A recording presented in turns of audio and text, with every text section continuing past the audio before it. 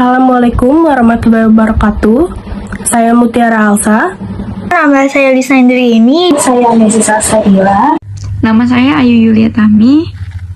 Assalamualaikum warahmatullahi wabarakatuh. Kami dari kelompok 3 ingin mempresentasikan materi visi dan misi organisasi. Pengertiannya, ketika menjalankan suatu organisasi, lembaga, atau perusahaan pasti memerlukan tujuan. Lalu untuk mencapainya harus memiliki landasan yang berupa visi serta misi. Menurut Kamus Besar Bahasa Indonesia atau KBBI, visi adalah kemampuan untuk melihat pada inti persoalan, pandangan, wawasan apa yang tampak dalam hayal, penglihatan, atau pengamatan. Sedangkan misi adalah tugas yang dirasakan orang sebagai suatu kewajiban untuk melakukannya demi agama, ideologi, patriotisme, dan sebagainya. Ada pula menurut Hendro 2011 dalam penelitiannya mengumumkan bahwa visi adalah suatu tujuan, keinginan, atau angan-angan masa depan individu atau institusi yang dibangun, dipilih, dan dibesarkan pada suatu saat nanti. Sedangkan misi adalah suatu usaha, pemikiran, langkah-langkah secara formal untuk mewujudkan sebuah misi. Artinya, tindakan untuk memperjelas yang dikehendaki oleh pemilik perusahaan dan menjadi pegangan untuk menjalankan usahanya menuju masa yang akan datang hingga visi dapat terwujud. Perbedaan visi dan misi. 1. Visi adalah tujuan utama, gambaran secara garis besar atau cita-cita tertentu dari suatu perusahaan, organisasi, maupun lembaga di masa yang akan datang atau masa depan. Sedangkan misi sendiri adalah gambaran dari cara atau langkah-langkah yang akan dilakukan untuk melakukan atau mewujudkan tujuan utama tersebut. Kedua, visi adalah wujud dari cita-cita dalam jangka panjang atau mempunyai orientasi kepada masa depan. Sedangkan misi memiliki wujud sebagai cita-cita yang lebih jangka pendek, di mana orientasi pada saat ini atau masa kini. Yang ketiga, visi memiliki sifat yang lebih permanen.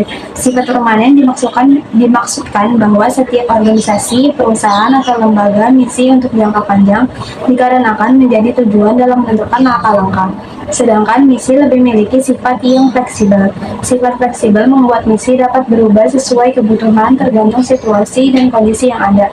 Bahkan, misi dapat diganti ketika misi dianggap tidak memberikan perkembangan yang signifikan dalam mewujudkan visi tersebut. Selanjutnya ada visi dan misi organisasi. Visi dan misi organisasi merupakan kunci bagi suatu organisasi yang bisa membantu sebagai pedoman untuk menetapkan prioritas, mengalokasikan sumber daya, dan memastikan bahwa setiap orang yang bekerja dalam organisasi dapat mencapai tujuan dan sasaran bersama. Dengan adanya visi dan misi organisasi, akan memudahkan bagi orang-orang yang ada di dalam organisasi untuk mengetahui yang seharusnya mereka lakukan guna untuk mencapai tujuan organisasi. Jika organisasi tanpa visi dan misi, mereka akan dihadapkan dengan berbagai permasalahan, salah satunya tujuan yang hendak apa yang dicapai oleh organisasi tersebut. Baik, selanjutnya ada visi dan misi organisasi. Yang pertama ada memberikan standar kerja, yang kedua meningkatkan motivasi kerja, yang ketiga meningkatkan produktivitas dan kinerja, yang keempat menjadi acuan bagi perusahaan, yang kelima menjadi pedoman kerja karyawan, yang keenam meningkatkan loyalitas karyawan, lalu yang ketujuh mempengaruhi dalam pengambilan keputusan.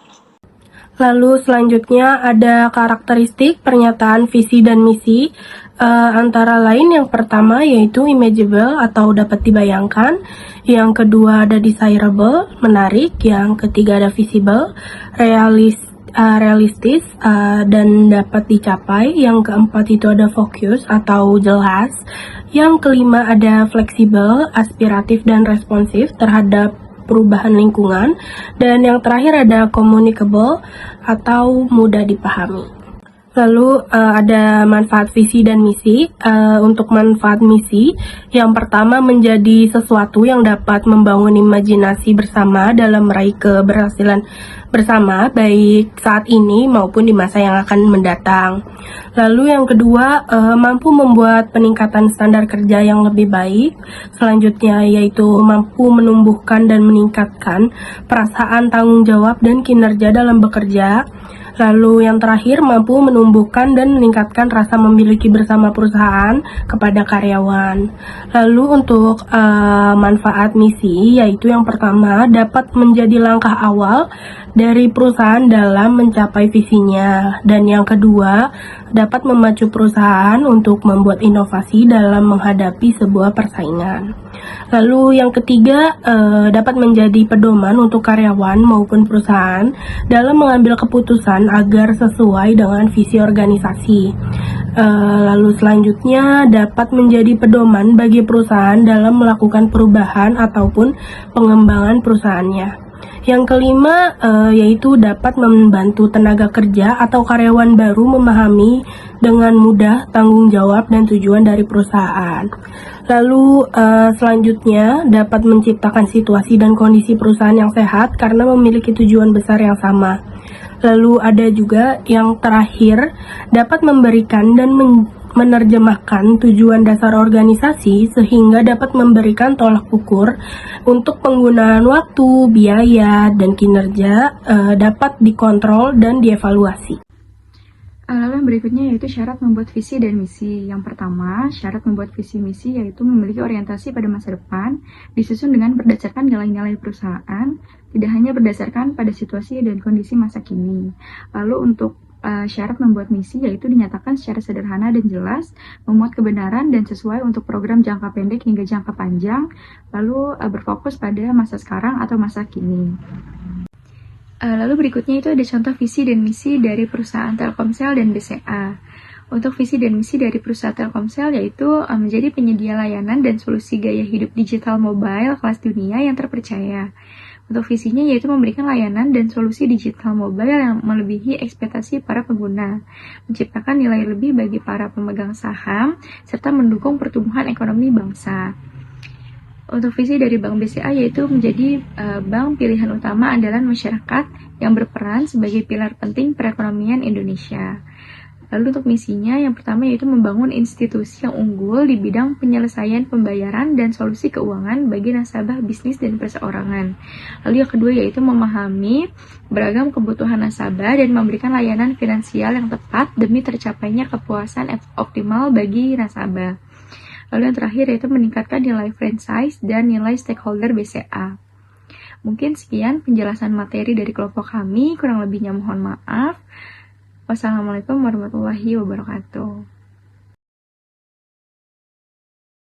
Kami dari kelompok 3, kelas 04 Sake 002. Pada kesempatan kali ini, kami akan mempresentasikan materi matriks BCG, matriks internal eksternal, dan juga matriks grand strategi serta QSPM dengan dosen pengampu Ibu Indawati SEMM MAK. Tahapan analisis strategi Fuertes, Alvaro, Vargas, Gutierrez, Ternero, dan Sabatin J 2020 mengklasifikasikan proses analisis strategi bersaing perusahaan ke dalam 3 tahap yaitu input, match, dan decision. Yang pertama yaitu tahap input.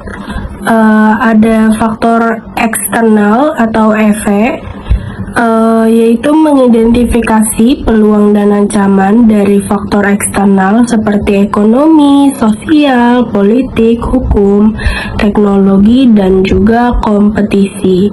Digunakan untuk menentukan kekuatan dan ancaman perusahaan, sering menggunakan model strategi generik Porter. Lalu ada juga faktor internal atau IV, yaitu menilai kekuatan dan kelemahan internal perusahaan seperti pemasaran dan sumber daya manusia. Ini membantu perusahaan memahami kelebihan dan kekurangan internal mereka. Lalu ada juga profil matriks kompetitif atau CPM, yaitu menganalisis keunggulan dan kelemahan pesaing serta mengevaluasi posisi kompetitif perusahaan di pasar untuk melihat seberapa kuat atau lemahnya posisi mereka dibandingkan pesaing. Lalu yang kedua yaitu tahap pencocokan. Pada tahap ini perusahaan mulai merumuskan strategi alternatif berdasarkan hasil analisis pada tahap input, yaitu faktor eksternal dan internal. Yang pertama itu ada matriks SWOT. Matriks SWOT adalah alat yang penting untuk menyesuaikan faktor internal, kekuatan dan kelemahan, dan faktor eksternal yaitu peluang dan ancaman. Dari hasil analisis ini, perusahaan dapat mengidentifikasi 4 jenis strategi. Yang pertama ada SO, Strength Opportunities, dengan memanfaatkan kekuatan perusahaan untuk mengeksploitasi peluang yang ada. Lalu yang kedua ada WO atau Weakness Opportunities, yaitu mengatasi kelemahan perusahaan untuk mengeksploitasi peluang. Lalu ada juga ST atau Strength dan Threats, yaitu menggunakan kekuatan untuk mengatasi ancaman yang ada. Dan yang terakhir ada WT atau Weakness Threats, yaitu mengatasi kelemahan untuk meminimalkan dampak ancaman. Nah, lalu yang kedua itu ada matrix page. Di situ menentukan strategi kompetitif berdasarkan agresif, konservatif, dan defensif. Berdasarkan kekuatan finansial, keunggulan kompetitif, stabilitas lingkungan, serta kekuatan industri. Lalu yang ketiga itu ada matriks BCG, yaitu menganalisis posisi produk berdasarkan pangsa pasar dan tingkat pertumbuhan untuk menentukan strategi. Serta yang keempat itu ada matriks IE, yaitu menilai posisi produk perusahaan berdasarkan total skor matriks seperti IFE dan EFE dengan 9 sel untuk yang menggambarkan posisi perusahaan. Lalu yang terakhir ada yang kelima itu ada Grand Strategy Matrix, yaitu GS, mengidentifikasi strategi alternatif dengan mempertimbangkan posisi persaingan dan tingkat pertumbuhan pasar dalam 4 kuadran. Lalu yang ketiga itu ada tahap keputusan. Pada tahap ini perusahaan menggunakan matriks perencanaan kuantitatif, yaitu KSPM. Nah, KSPM ini memilih strategi yang paling tepat karena dapat membantu menilai dan membandingkan berbagai alternatif strategi yang berdasarkan data yang dikumpulkan pada tahap input dan pencocokan. Lalu KSPM juga membantu menentukan strategi yang paling menguntungkan dan memberikan bobot pada faktor eksternal dan internal yang sudah dianalisis sebelumnya. Nah, untuk memilih alternatif yang memiliki skor tertinggi dalam mengatasi tantangan dan memanfaatkan peluang. Lalu di sini ada analisis strategi BCG, yaitu analisis Boston Consulting Group BCG, yang digunakan untuk mengevaluasi posisi unit bisnis strategis. Berdasarkan 2 faktor, yaitu pertumbuhan pasar dan pangsa pasar relatif.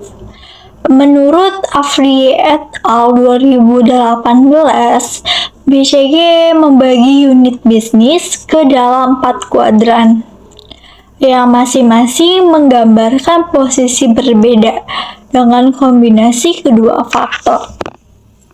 Lalu di sini ada penjelasan singkat mengenai masing-masing kuadran dan konsepnya.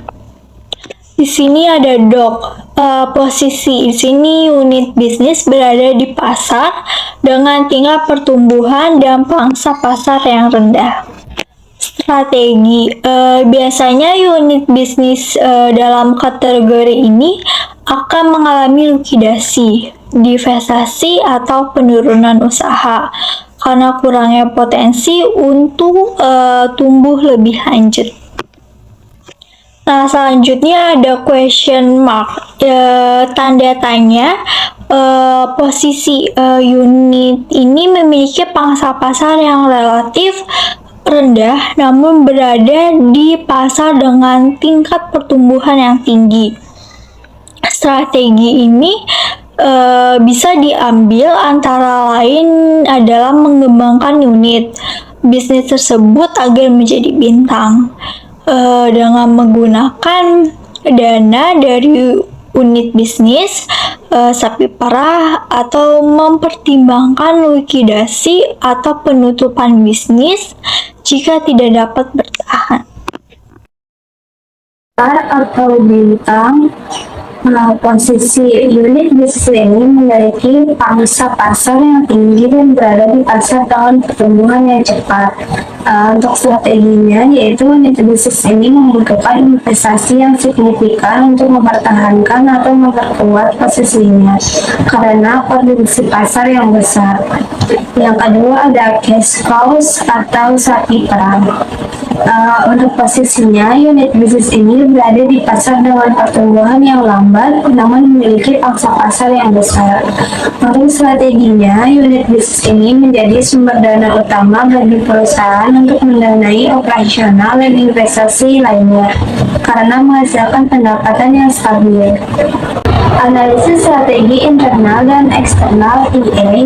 Analisis strategi internal dan eksternal (IA) mengacu pada matriks yang menggabungkan skor total matriks IVE atau Internal Factor Evaluation di sumbu X dan skor total matriks EFE External Factor Evaluation di sumbu Y. Berdasarkan skor IFE, yaitu pertama skor 1,0 sampai 1,99 itu berada di posisi internal lemah. Yang kedua antara skor 2,0 sampai 2,99 itu berada di posisi internal sedang. Yang ketiga skor 3,0 sampai 4,0 itu berada di posisi internal sangat baik. Matriks IA dibagi menjadi 3 kelompok besar dengan pendekatan yang berbeda. Yang pertama, kondisi berkembang dan dibangun, yaitu unit bisnis strategi berada di sel 1, 2, dan 4. Strategi terbaik adalah strategi intensif seperti penetrasi pasar, pengembangan produk, dan strategi integratif. Yang kedua, kondisi hold and maintain, yaitu unit bisnis strategi berada di sel 3, 5, dan 7. Strategi terbaik adalah penetrasi pasar dan pengembangan produk. Yang ketiga, kondisi sulit untuk bertahan, yaitu unit bisnis strategi berada di sel 6, 8, dan 9. Strategi terbaik adalah strategi pelepasan. Secara keseluruhan, matriks IA digunakan untuk menentukan strategi yang sesuai berdasarkan posisi internal dan eksternal unit bisnis. Lalu selanjutnya itu ada analisis grand strategi. Ini ada 7 poin. Yang pertama itu identifikasi tujuan utama, yaitu menetapkan tujuan utama seperti keamanan nasional, pengaruh geopolitik, dan pertumbuhan ekonomi. Lalu untuk yang kedua itu ada analisis lingkungan geopolitik, yaitu dengan memahami dinamika hubungan internasional dan tren global yang mempengaruhi strategi. Lalu yang ketiga itu penilaian ancaman dan peluang, yaitu dengan evaluasi ancaman, misalnya seperti bersaing, konflik, dan juga peluang seperti kemitraan, perjanjian, perdagangan. Yang keempat itu ada pemanfaatan sumber daya, yaitu dengan memaksimalkan sumber daya seperti kekuatan militer, ekonomi, teknologi, dan diplomasi. Lalu yang kelima itu identifikasi kelebihan dan kelemahan. Menilai kekuatan yang dapat dimaksimalkan dan kelemahan yang perlu diatasi. Yang keenam itu perbandingan dengan pesaing, yaitu dengan menganalisis posisi relatif dengan pesaing dan mitra potensial. Yang ketujuh itu ada manajemen risiko, yaitu dengan mengidentifikasi dan mengelola risiko selama melaksanakan strategi. Lalu untuk berikutnya itu ada analisis strategi GSPM. Yang pertama yaitu membuat daftar faktor, yaitu menyusun faktor internal seperti kekuatan, kelemahan, dan juga eksternal seperti peluang dan ancaman dari matriks EFE dan IFE. Lalu yang kedua yaitu memberikan bobot 0 sampai dengan 1 pada setiap faktor berdasarkan pentingnya untuk tujuan perusahaan. Yang ketiga yaitu mengidentifikasi strategi alternatif, yaitu menyusun strategi alternatif dari matriks SWOT di bagian atas matriks GSPM. Lalu yang keempat, menentukan nilai attractiveness score atau AS, memberikan skor 1 sampai dengan 4 untuk daya tarik setiap faktor dalam strategi. 1 tidak menarik dan 4 sangat menarik. Yang kelima yaitu menghitung total attractiveness score atau TAS, yaitu mengalikan bobot faktor dengan nilai AS untuk setiap strategi. Semakin tinggi TAS, semakin efektif strategi tersebut. Yang keenam yaitu menghitung sum total attractiveness score atau STAS, yaitu menjumlahkan TAS untuk setiap strategi. Semakin tinggi STAS, semakin menarik strategi tersebut secara keseluruhan. Lalu di sini ada contoh gambar matriks GSPM. Secara keseluruhan, GSPM adalah alat yang membantu manajemen dalam memilih strategi yang paling efektif dengan cara menggabungkan analisis internal dan eksternal secara sistematis. Dengan matriks ini, perusahaan dapat melihat dengan jelas strategi mana yang lebih layak diterapkan untuk menghadapi tantangan dan memanfaatkan peluang yang ada. Mungkin sekian presentasi dari kelompok kami, kurang lebihnya mohon maaf. Assalamualaikum warahmatullahi wabarakatuh.